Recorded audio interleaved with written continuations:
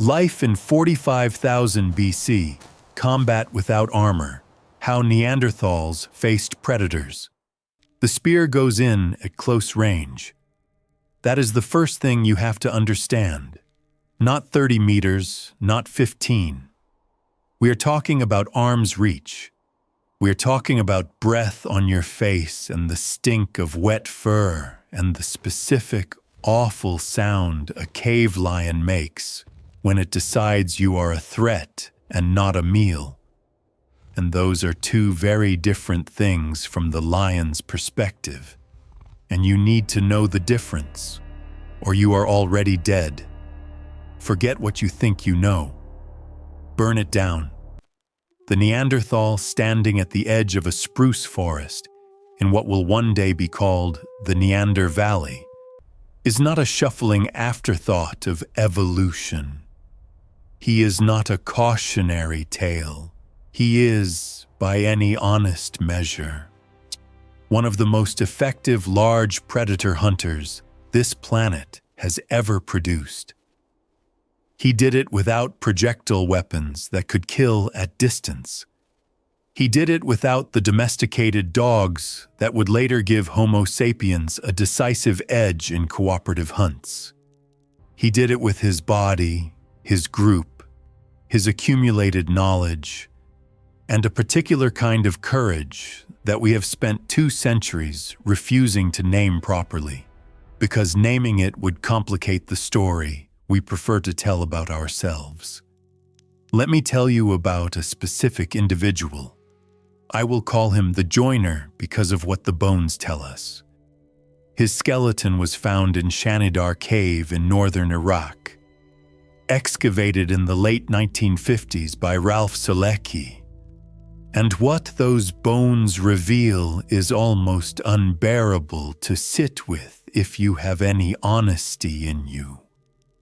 He had a withered right arm. She's atrophied from childhood, probably from birth. His right eye socket shows evidence of a blow that likely blinded him on that side. He had healed fractures across his ribs, his left leg, his left foot.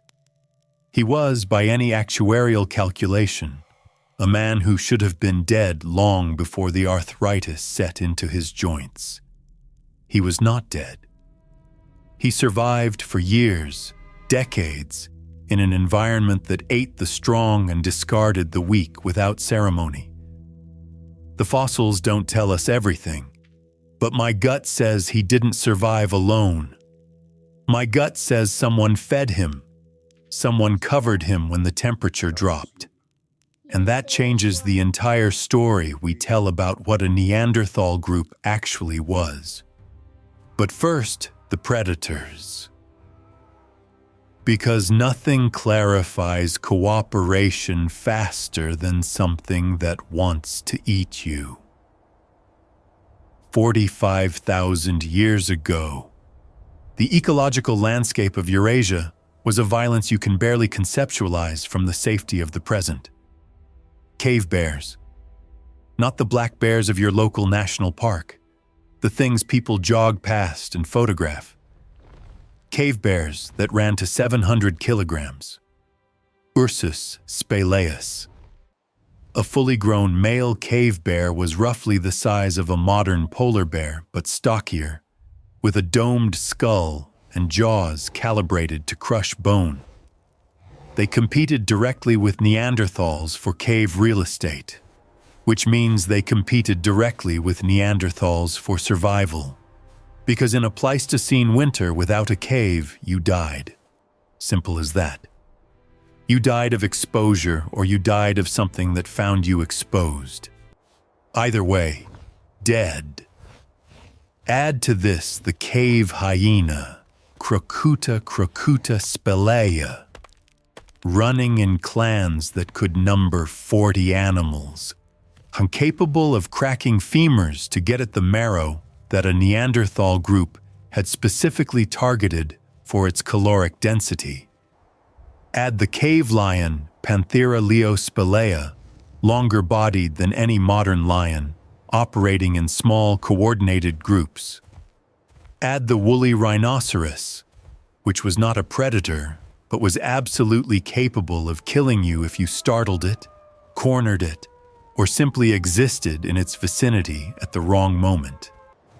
And add, critically, the steppe wolf packs that shadowed every large herbivore migration, and thus shadowed every Neanderthal hunting party that was shadowing the same migration for the same calories. Standard archaeology claims that Neanderthals were ambush hunters, that they lacked the throwing technology to engage at range, and that this placed them at catastrophic disadvantage compared to Homo sapiens, who arrived later with hafted projectiles. But if you have ever spent a winter in the Massif Central, if you have ever actually tried to throw even a modern javelin at a running bison and then imagine doing it in knee-deep snow with frozen fingers, you start to understand that close-range ambush hunting, done with precision and collective intelligence, is not a limitation. It is a different kind of mastery. And the evidence of that mastery is written into Neanderthal skeletons in a language that is brutal and unambiguous. The trauma patterns. This is where it gets specific, and this is where people stop listening because it is uncomfortable. When bioarchaeologist Thomas Berger and Eric Trinkhaus published their analysis of Neanderthal skeletal trauma in 1995, they found something remarkable. The injury distribution in Neanderthals closely mirrors the injury distribution in modern rodeo performers. Not soldiers, not hunters, rodeo performers. People who work at extreme close quarters with large, panicking, dangerous animals. Head and neck injuries predominate. This is not the trauma of someone throwing things from a distance. This is the trauma of someone grappling, restraining, driving a spear in from arm's reach, and then surviving the animal's last violent response to that spear. Think about what that requires. Not just courage, though it requires extraordinary courage.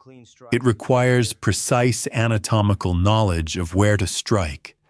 It requires a group that has rehearsed, probably through some form of demonstrated instruction. Exactly who grabs the animal from which angle and what the signal is, and what happens when it goes wrong, because it does go wrong. And the difference between a controlled wrong and a catastrophic wrong is a group that has trained together long enough to function as a single organism under maximum stress. The spears themselves deserve more respect than they typically receive. The Schöningen spears, found in Germany in the 1990s, are the oldest complete hunting weapons ever recovered. Roughly 300,000 years old, predating the Neanderthal-specific record, but produced by their ancestors and refined through their lineage. They are not primitive sticks. They are aerodynamically sophisticated, with the center of gravity positioned exactly where a modern javelin's center of gravity sits, at about 1/3 of the total length from the tip. Whoever made them understood, through empirical observation across generations, the physics of a thrown object. And Neanderthals continued working in wood. They worked in ways we keep having to update our timelines to accommodate. Lashed hafted tools, composite implements with birch tar adhesive that requires multi-stage production involving controlled pyrolysis, meaning controlled fire at specific temperatures. You do not do that accidentally. You do not do that without knowing exactly what you are doing and why. But back to the predators. back to the specific operational problem of what you do when a cave lion decides your camp is interesting. The elder I call the second individual. A Neanderthal male from La Chapelle-aux-Saints in France, famously misinterpreted in the early 20th century by Marcelin Boule, who reconstructed him as a hunched, brutish, pathological specimen and set paleoanthropology back by decades with that particular act of bias. What Boule missed, what he was structurally motivated to miss, was that this individual had severe osteoarthritis in his spine, hip, and jaw. He had lost most of his teeth. His bones showed extensive healed trauma. He was, by Pleistocene standards, extremely old. He could not have chewed the tough raw meat that forms the centerpiece of every lazy Neanderthal narrative. Someone processed his food. Someone repeatedly, over a long period of time, softened or pre-chewed or otherwise prepared food for a man who could no longer do it himself. The fossils don't tell us everything, but they tell us that. What does this have to do with predator defense? Everything. A group that maintains its non-productive members, its elderly, its injured, is a group that retains accumulated knowledge across time. The elder who cannot run and cannot hunt still knows where the cave bear dens are, still knows which ravines flood in the spring thaw, and which rock faces trap heat, and which plants cause fever, and which ones reduce it. Throw him away, and you throw away the library. Keep him, and you keep the institutional memory that makes the difference between a hunting party that stumbles into an ambush site and one that anticipated it. The encounter with the cave lion, when it comes, probably looks nothing like what documentaries typically show. No lone hunter making a dramatic stand. That is cinematic, but it is almost certainly wrong. The encounter looks like a group of 7 to 12 individuals, mixed age and sex, because the evidence suggests Neanderthal hunting bands were not strictly sex segregated in the way later human societies often became, moving in tight lateral formation through broken terrain, using the topography the way a military unit uses cover. The pregnant hunter, third trimester judging by the pelvic remodeling visible in some recovered specimens, occupying a position slightly back from the primary engagement, but not absent from it, because the caloric demands of late pregnancy in a Pleistocene winter meant that removing yourself from the hunt was not a luxury you could automatically afford. The lion emerges, or the bear, or the rhinoceros that was simply in the wrong place. What happens next happens fast and in near silence. There is no shouted command structure because there doesn't need to be. These individuals have hunted together since childhood. They read each other's weight shifts, their breathing, the small postural signals that precede action. The Levallois technique, the prepared core stone tool technology that defines Neanderthal lithic sophistication, is instructive here as a window into how their minds worked. To produce a Levallois flake, you must first visualize the finished tool inside the raw nodule of flint. You must then work backward from that visualization through a precise sequence of preparatory strikes, each one shaping the core, not for its own sake, but for what it enables 3 or 5 or 8 steps later. This is recursive planning. This is the capacity to hold a future state in mind and organize present action toward it. A species that does this with stone does it with bodies in space. A species that does this with stone does it with a cave lion. The spears go in from multiple angles. The animal has no good direction to turn. The screaming, the blood smell, the absolute pandemonium of it. This is the part that gets left out of most reconstructions because it is not photogenic. But the smell of that encounter follows you for days, and every member of that group carries the adrenaline imprint of it in their nervous system for the rest of their lives. It shapes them. It shapes what they teach the children who were kept back from this particular hunt, but will not be kept back from the next one. I have been in the Dordogne Valley in November, in rain, trying to imagine what it meant to live in the rock shelters above the Vézère River. The wind comes off the Atlantic, and it has nothing to stop it, and it finds every gap in your clothing, and it is not romantic. It is a cold that makes your face feel like pottery.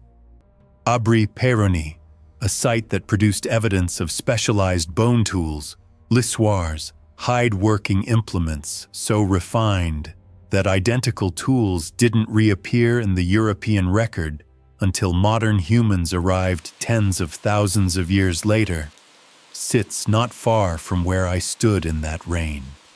The Neanderthals who made these lissoirs were preparing animal hides, preparing them with a degree of technical sophistication that implies the end product, a worked hide, was critically important to their survival. Insulation, shelter, wrapping for an injured limb, carrying pouches for the infant who needs to be kept against a body for warmth. A species preparing sophisticated hide clothing is a species thinking about staying warm.